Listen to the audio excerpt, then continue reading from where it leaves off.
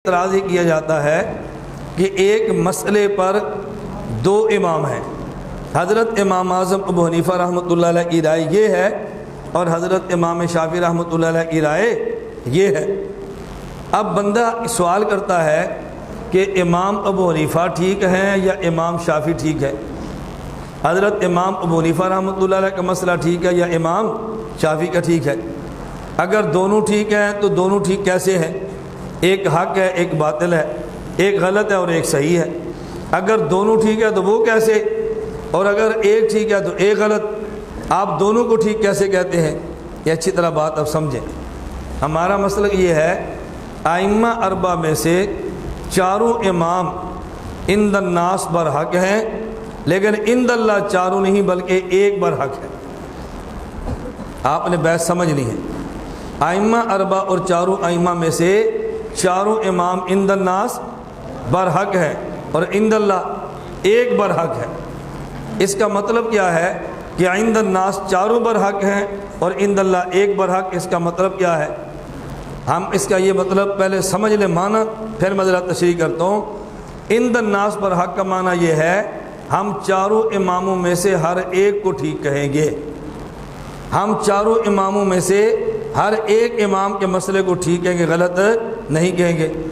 اور عند اللہ ایک برحق ہے، در حقیقت مسئلہ کس کا ٹھیک ہے وہ ہمیں پتہ نہیں، وہ اللہ کو پتہ ہے۔ مسئلہ تو ایک کا ٹھیک ہوگا، لیکن وہ کون سا امام ہے جس کا مسئلہ ٹھیک ہے وہ اللہ کو پتہ ہے، لیکن ہم ایک کو ٹھیک نہیں بلکہ چاروں کو ٹھیک کہیں گے۔ اس کا مطلب کیا ہے ذرا وضاحت سمجھیں۔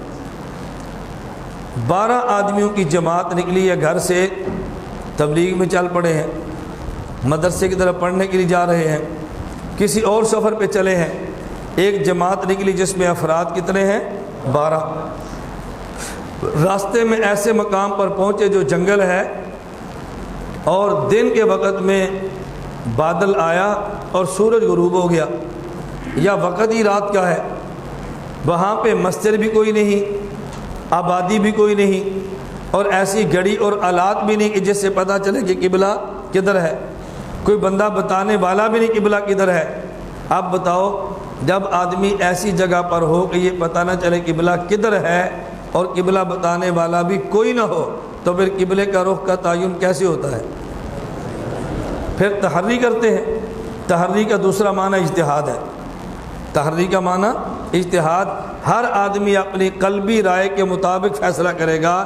میرا دل کہتا ہے قبلہ ادھر ہے، میرا دل کہتا ہے قبلہ ادھر ہے، میری رائے ہے کہ قبلہ ادھر ہے۔ اب یہ 12 آدمی تھے اور 12 آدمیوں کی 4 جماعتیں ہو گئی۔ 3 آدمی کہنے لگے ہماری رائے کے مطابق قبلہ ادھر ہے، 3 نے کہا ہماری رائے کے مطابق قبلہ ادھر ہے، 3 نے کہا ہماری رائے کے مطابق قبلہ ادھر ہے، اور 3 نے کہا ہماری رائے کے مطابق قبلہ ادھر ہے۔ اب بتاؤ آدمی کتنے ہیں؟ 12، اور جماعتیں کتنی ہوگی؟ اب 4، اور قبلے کتنے ہو گئے؟ 4۔ اب آپ یہ بتاؤ ان 12 کے 12 کی نماز ہو گئی یا کسی ایک کی نماز نہیں ہوئی؟ سب کی ہوگی۔ اچھا، قبلہ سب کا ٹھیک ہے یا ایک جماعت کا؟ ایک جماعت۔ کیوں؟ اصل قبلے کی طرف منہ کس کا ہے؟ وہ سب کا نہیں ہے، وہ ایک جماعت کا ہے، لیکن ہم کہیں گے نماز سب کی ہوگی۔ اب ہم یوں کہیں گے یہ جو 3 افراد پہ مشتمل 4 ٹولیاں بن گئی ہیں، عند الناس چاروں برحق ہیں۔ ہم چاروں کے بارے میں کہیں گے جن چاروں کی نماز بھی ہو گئی، ان چاروں کا قبلہ بھی ٹھیک ہے، ان چاروں کو نماز کا اجر بھی ملا ہے، لیکن در حقیقت قبلہ کس کا ٹھیک ہے وہ ہمیں کچھ نہیں پتہ، وہ صرف اللہ ہی کو پتہ ہے۔ اس طرح ایک مسئلے پہ اگر چاروں امام اختلاف کر لیں، ہم چاروں کو برحق کہیں گے، چاروں کو جنتی کہیں گے، اور در حقیقت مسئلہ کس کا ٹھیک ہے وہ ہمیں نہیں پتہ، وہ اللہ ہی کو پتہ ہے۔ اس لیے ہم کہتے ہیں ائمہ اربعہ عند الناس چاروں برحق ہے اور عند اللہ ایک برحق ہے۔ لوگ کہہ رہے جب عند اللہ ایک برحق ہے پھر ہمارے یہاں چاروں برحق کیسے ہو سکتے ہیں؟ جب حق ہے ہی ایک، ہم چاروں کو برحق کیسے کہیں؟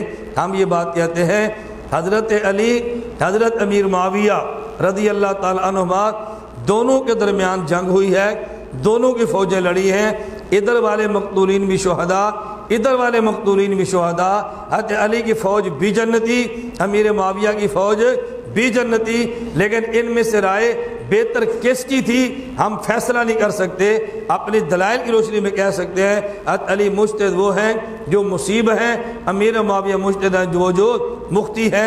حضرت علی کا اجتہاد درست تھا، امیر معاویہ کا خطا تھا، لیکن درست والے کی بھی جنت ہے، اجران ملا ہے، اور خطا والے کی بھی جنت ہے کہ اس کو اجر ملا ہے۔ اجران والے بھی جنت میں، اجر والے بھی جنت میں، اور جو تنقید اور ملامت اور لعن طعن کرے جہنم میں وہ جائیں گے، ان سب نے جنت میں جانا ہے۔ اس لیے اگر ایک مسئلے پہ دو فقہاء کا اختلاف ہو گیا، مسئلہ صحیح ہے تو اجران اور مسئلہ خطا ہے تو اجر، لیکن اجران اجر کا فیصلہ ہم نے نہیں کرنا بلکہ یہ خدا نے کرنا ہے۔ ہم کہیں گے یہ مجتہد بھی ٹھیک ہے اور وہ مجتہد بھی ٹھیک ہے، اگر اس مجتہد کی کتابیں موجود ہو اس پہ عمل کرو، اور اگر اس کی کتابیں موجود ہو اس پہ عمل کرو۔ آپ دونوں مجتہدین میں سے جس کی اتباع کرو گے وہیں جاؤ گے جہاں مجتہد جائے گا۔